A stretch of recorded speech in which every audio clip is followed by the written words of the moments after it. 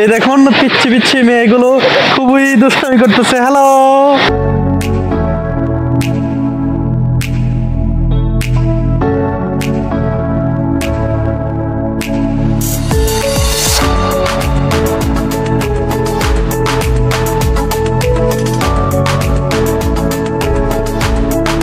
আসসালামু আলাইকুম। আশা করি সবাই ভালো আছেন। অনেকদিন পর দেশের বাহিরে ঘুরতে যাচ্ছি। এবারের গন্তব্য হচ্ছে থাইল্যান্ড। তো বাংলাদেশ থেকে বর্তমানে থাইল্যান্ডের ভিসা জটিলতা তো থাকতেছেই, সেই সাথে সাথে ইমিগ্রেশনের কিছুটা জটিলতা রয়েছে, বিশেষ করে যারা থাইল্যান্ড ট্রাভেল করবেন তাদের জন্য। তো আমি আমার যদি পার্সোনাল এক্সপেরিয়েন্স যদি শেয়ার করতে চাই, সেটি হচ্ছে আমাকে আমার প্রফেশন রিলেটেড কোশ্চেন করা হয়েছে এবং হচ্ছে আগে কোন কোন দেশ ট্রাভেল করছি সেই বিষয়টাতে কোশ্চেন করা হয়েছে। তারপরে আর কোনো প্রবলেম নেই। দেন হচ্ছে সিনিয়র অফিসারকে ডেকে আমাকে ইমিগ্রেশনের ক্লিয়ারেন্স দিয়ে দেওয়া হয়েছে। ওভারঅল এক্সপেরিয়েন্স দুর্দান্ত ছিল। দেখা যাক থাই ইমিগ্রেশনের এক্সপেরিয়েন্সটা কি হতে পারে। দেখা হচ্ছে থাইল্যান্ডের ডংমিয়াং ইন্টারন্যাশনাল এয়ারপোর্টে। আমার ফ্লাইটটি হচ্ছে ঢাকা থেকে প্রথমে যাবে কুয়ালালামপুর ইন্টারন্যাশনাল এয়ারপোর্ট এবং কুয়ালালামপুর থেকে মোটামুটি 2.5 ঘন্টা ট্রানজিট। এটা অ্যাকচুয়ালি 3.5 ঘন্টা ট্রানজিট ছিল, বাট সামহাউ তারা রিশিডিউল করে, যার কারণে 2.5 ঘন্টা ট্রানজিট কমপ্লিট করে দেন হচ্ছে ব্যাংককের উদ্দেশ্যে রওনা করবে ডংমিয়াং ইন্টারন্যাশনাল এয়ারপোর্টে। আমার পুরো টিকিটের প্রাইস পড়েছিল 17,500 টাকার মতো।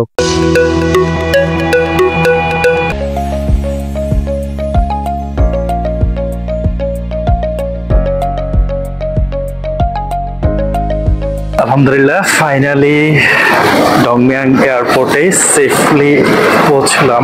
আর ইমিগ্রেশন এক্সপিরিয়েন্স একেবারে বেসিক ইমিগ্রেশন এক্সপিরিয়েন্স, মানে কোনো কোশ্চেনে আস্ক করে নাই।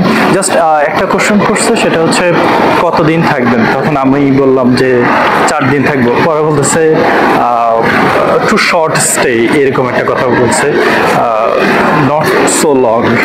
ঠিক আছে, তো সবকিছু মিলায়া এখানকার ইমিগ্রেশন এক্সপিরিয়েন্স দুর্দান্ত ছিল। আপনারা যারা থাইল্যান্ডে ট্রাভেল করবেন, তো এখানকার একটা বেটার ইমিগ্রেশন এক্সপিরিয়েন্স আপনারা নিতে পারবেন ডংমিয়াং কিংবা হচ্ছে সুবর্ণভূমি ইন্টারন্যাশনাল এয়ারপোর্ট, যেটাতে আপনারা ট্রাভেল করেন না কেন। আর অন্যদিকে হচ্ছে এখানে একটা জিনিস ভালো লাগলো, সেটা হচ্ছে কোনো অ্যারাইভাল কার্ড ফিল আপ করতে হচ্ছে না। তবে আমি শুনেছি মার্চের 1 তারিখ থেকে তারা অনলাইনে একটা অ্যারাইভাল কার্ড, একটা ডিজিটাল অ্যারাইভাল কার্ড ফিল আপের একটা নিয়ম চালু করবে। তো আপনারা যারা আসবেন সমসাময়িক নিয়ম দেখে দেন হচ্ছে এয়ারপোর্টে আসবেন। হয়তো প্রাথমিক পর্যায়ে তারা কিছুটা ছাড় দিবে, এখানে এসেও ফিল আপ করার একটা অপশন রাখতে পারে, আমি শিওর না। এই বিষয়টা আপনারা ক্লিয়ার হয়ে আসবেন। অন্যথায় মার্চের 1 তারিখের পূর্ব পর্যন্ত এখনো কোনো অ্যারাইভাল কার্ড ফিল আপ করতে হচ্ছে না। আপনাদের সাথে return air ticket, hotel booking আর অন্যান্য যেসব প্রফেশনাল ডকুমেন্ট আছে সেগুলো রাখবেন, ডলার রাখবেন। পৃথিবীর যে কোনো ইমিগ্রেশন এক্সপিরিয়েন্স আপনাদের জন্য এক্সিলেন্ট হবে, এটা প্রতিটা ট্রাভেলারদের জন্যই।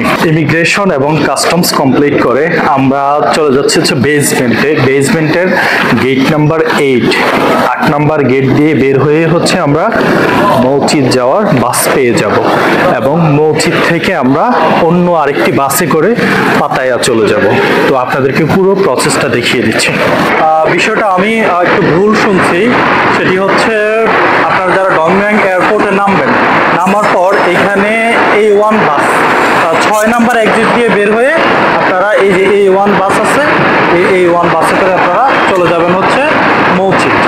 এয়ারপোর্ট থেকে মাত্র 30 থাই বাত খরচ করে আমরা চলে আসলাম মসজিদ বাস স্ট্যান্ডে। দেখুন এই যে মসজিদ বাস স্ট্যান্ড, কত সুন্দর, কত বড় একটি বাস স্ট্যান্ড। আর এই বাস স্ট্যান্ডে আপনারা খুব সহজেই এয়ারপোর্ট থেকে আসতে পারবেন, আমি যেভাবে দেখিয়ে দিচ্ছি।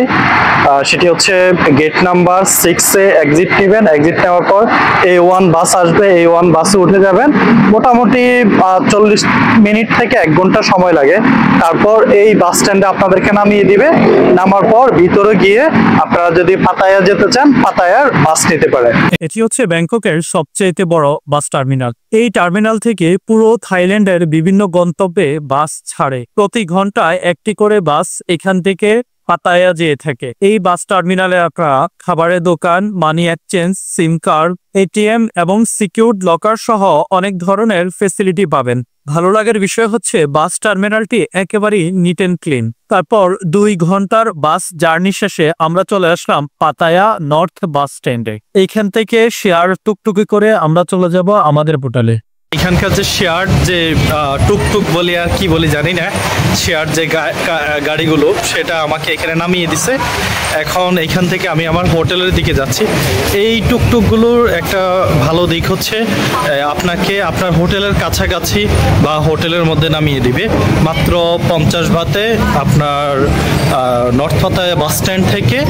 আর এই মানে আপনার যে হোটেলটাতে যেখানে থাকবেন, সেন্ট্রাল পাতায়া হতে পারে, সাউথ পাতায়া হতে পারে, নর্থ পাতায়া হতে পারে, এখানে তারা নামিয়ে দেবে। এটা ভেরি ইন্টারেস্টিং থিং এবং হচ্ছে খুব ভালো লাগলো বিষয়টা।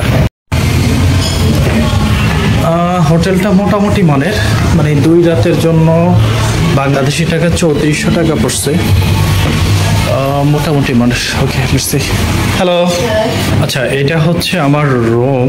আমি যদি রুমটাতে প্রবেশ করি, এটা হচ্ছে এখানে একটা টিভি আছে, তারপর এটা একটা ডাবল বেড, আর এখানে ছোট্ট একটা ফ্রিজ আছে।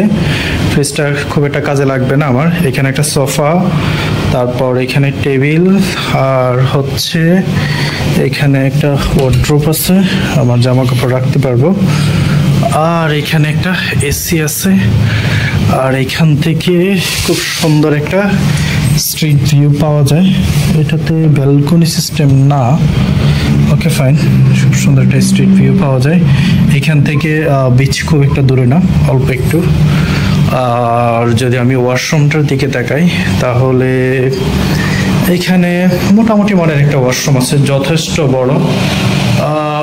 আমি যদি এটাকে লোকেশনের দিক থেকে চিন্তা করি, তাহলে এটা এক্সিলেন্ট, 10-এ 10 এই রেঞ্জের মধ্যে, মানে প্রতি রাত 1700 টাকা। আর যদি হোটেলের কথা বলি, তাহলে আমি বলবো যে 10-এ আমি এটাকে 7 দিব, এর বেশি দিব না। ওকে, ওভারঅল ভালো। এখানে আমি 2টা রাত কাটাবো। হোটেলে চেক ইন করে বেরিয়ে পড়লাম পাতায়া সিটিটাকে দেখার জন্য। পাতায়াকে বলা হয় পাপের শহর, অর্থাৎ এইখানে যা ইচ্ছা তাই করা যায়। পাতায়াতে এশিয়ান ট্যুরিস্টদের চাইতে ওয়েস্টার্ন ট্যুরিস্টদেরকে বেশি দেখা যায়। হোটেল থেকে মাত্র 50 মিটার দূরে হচ্ছে পাতায়া বিচ এবং তার আশপাশ এরিয়াটাতে অসংখ্য হোটেল, রেস্টুরেন্ট, বার, মাসাজ পার্লার সহ অনেক ধরনের দোকান রয়েছে। থাইল্যান্ড হচ্ছে সারা পৃথিবীর ভ্রমণ পিপাসুদের নিকট এক জনপ্রিয় গন্তব্য এবং এশিয়ার যে কটি ট্যুরিস্ট ডেস্টিনেশন রয়েছে তার মধ্যে থাইল্যান্ড সবচেয়ে বেশি পপুলার। শুধু 2024 সালেই 32.4 মিলিয়ন ট্যুরিস্ট থাইল্যান্ড ভ্রমণ করে, যা এশিয়ার মধ্যে সর্বোচ্চ। একদিকে যেমন পাতায়ার নাইট লাইফ, অন্যদিকে ফুকেট, ক্রাবি, ফিপি, মায়াবে সহ অসংখ্য দ্বীপের নৈসর্গিক সৌন্দর্যতা যে কোনো ভ্রমণ পিপাসুকে মুগ্ধ করে। আপনারা যারা বাংলাদেশ থেকে পাতায়াতে ট্রাভেল করবেন, পাতায়াতে অসংখ্য বাংলা খাবারের দোকান পেয়ে যাবেন। সেই সাথে সাথে থাই, চাইনিজ, কন্টিনেন্টাল সহ নানান দেশীয় খাবারের দোকান রয়েছে। পাতায়াতে অনেক মানুষের গ্যাদারিং হয়, তা সত্ত্বেও এখানকার রাস্তাঘাট বেশ পরিষ্কার পরিচ্ছন্ন এবং ট্রাফিক রুলস অনেক কঠিন। যেখানে সেখানে গাড়ি পার্ক করা যায় না। ড্রাইভিং লাইসেন্স ছাড়া কোনো ট্যুরিস্ট বাইক কিংবা গাড়ি চালাতে পারেন না। আপনারা চাইলে পাতায়াতে এসে বাইক কিংবা গাড়ি ভাড়া করে চালাতে পারবেন, তবে ইন্টারন্যাশনাল ড্রাইভিং লাইসেন্স কিংবা ড্রাইভিং পারমিট থাকতে হবে, অন্যথায় মোটা অঙ্কের জরিমানা গুনতে হবে। ওই যে দেখা যায় হচ্ছে পাতায়া সিটির যে সাইনটা, এই পাতায়াকে দেখার জন্য মানুষ পৃথিবীর বিভিন্ন দূর দূরান্ত থেকে আসে, এই পাতায়ার নাইট লাইফকে উপভোগ করে। এটি হলো পাতায়া বিচটা আমার কাছে একেবারে অ্যাভারেজ মনে হয়েছে। আর এটি হলো ওয়াকিং স্ট্রিট, যা এখানকার বেশ জনপ্রিয় একটি জায়গা। ওয়াকিং স্ট্রিট সারা পৃথিবীর নিকট বেশ ফেমাস, কারণ এখানকার নাইট লাইফ। ওয়াকিং স্ট্রিটে হরেক রকম সি ফুড রয়েছে, দাম কিছুটা বেশি হলেও খাবার বেশ সুস্বাদু। High loud music, colourful lighting, সবকিছু মিলিয়ে রাতের ওয়াকিং স্ট্রিট বেশ জমজমাট।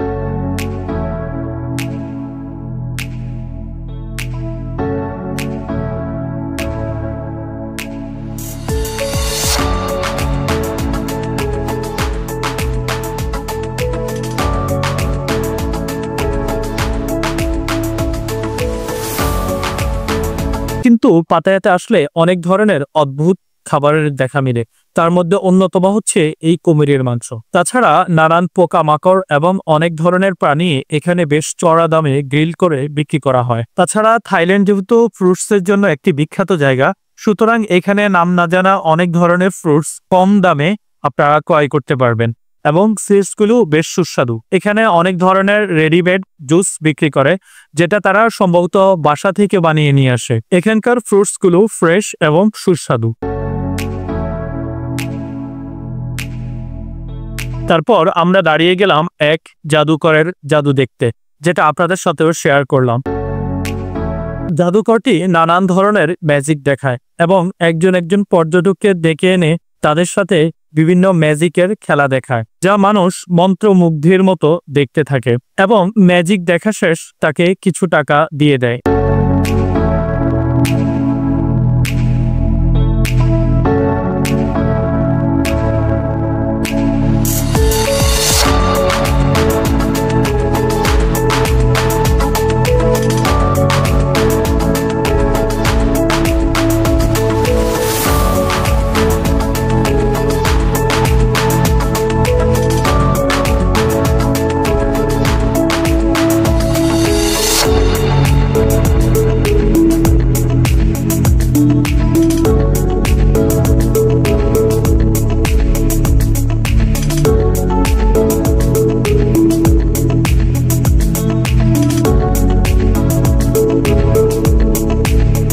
এ হচ্ছে থাইল্যান্ড ভ্রমণের প্রথম পর্ব।